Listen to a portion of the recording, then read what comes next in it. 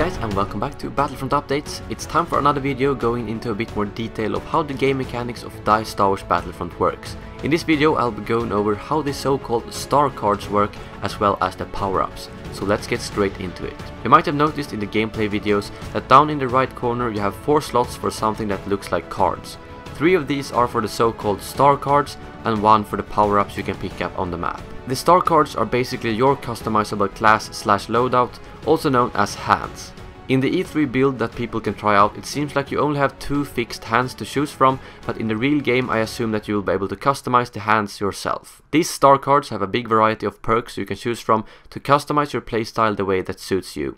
To give you a few examples, in the gameplay videos we can see that the jetpack, thermal detonator and this mortar launcher is some of the things you can choose from. Most of these star cards work based on a recharge timer and not actual ammo, so it seems like grenades and so on actually recharge after a while and doesn't limit you to using only 1 per life. You can see this very clearly in the gameplay whenever the player uses the jetpack, for instance.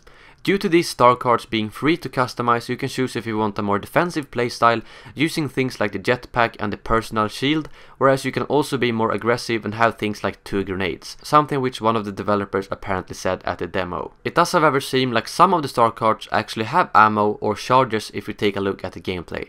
As you can see right here, there's actually a number representing the amount of charges you have, and that is actually present in all of the top cards in both gameplay videos. We can see 2 of these star cards with ammo in total. One of these are for the personal shield and the second one is for something I think is called the ion cannon or ion shards that basically allows your blaster to do extra damage to vehicles for a short period of time. It's unclear if it's possible to pick up more of these charges during a life or if you need to wait until you respawn to get more of them. Something I'm unsure of is if you are able to pick 3 of these cards completely randomly as you want to, or if they are limited to different types of some sort. Since we can see that the top slot is taken up by the personal shield or the ion charge during all the gameplay clips, but that could be because they don't want to show off too many cards just yet. It's still interesting though that we are given a lot of freedom for the customization.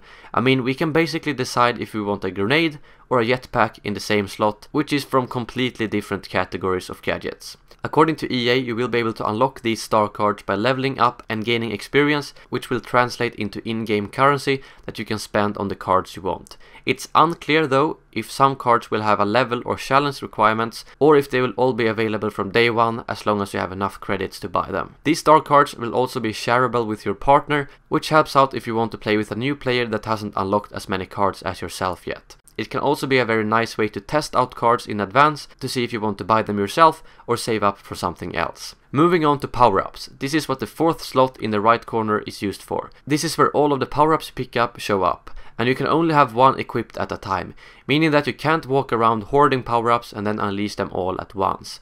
Power-ups include both vehicles and gadgets such as the smart rocket seen in the trailer, and also the big shield used to protect from the Orbital Bombardment. According to level cap, the standard power-ups are random, like the blue one we can see during the gameplay, whereas the vehicle power-ups actually have an icon so that you know which vehicle you will be getting when you walk over the power-up. I think that's very good, as it means you can take the vehicle you want and leave those you don't want to others. Otherwise there's a big risk that people just get a random vehicle that they either don't like or suck at using, which they then just throw away. The Orbital Bombardment seems to be another power-up that we can see during the co-op gameplay. We actually never see it in use, but we can see the icon that appears when the player picks it up. But I'm guessing it will work the same way as the AT-AT's Orbital Bombardment. The vehicle power-ups requires you to get to a safe spot and then activate it, which puts you in a sort of third-person perspective until you finally end up inside the actual vehicle, and I think the activation actually requires you to not take any damage, so if you get hit during activation it will get cancelled, meaning that you can't use it to escape a battle. That's about how much we know about power-ups right now. I'm unsure if you keep them whenever you die, but I really hope you do. I'm sure we'll get an answer of that very soon from the people who has played at E3. Anyways, that's all the info we currently have about star cards and power-ups. I will make more detailed videos about them in the near future when they start releasing some more information about them.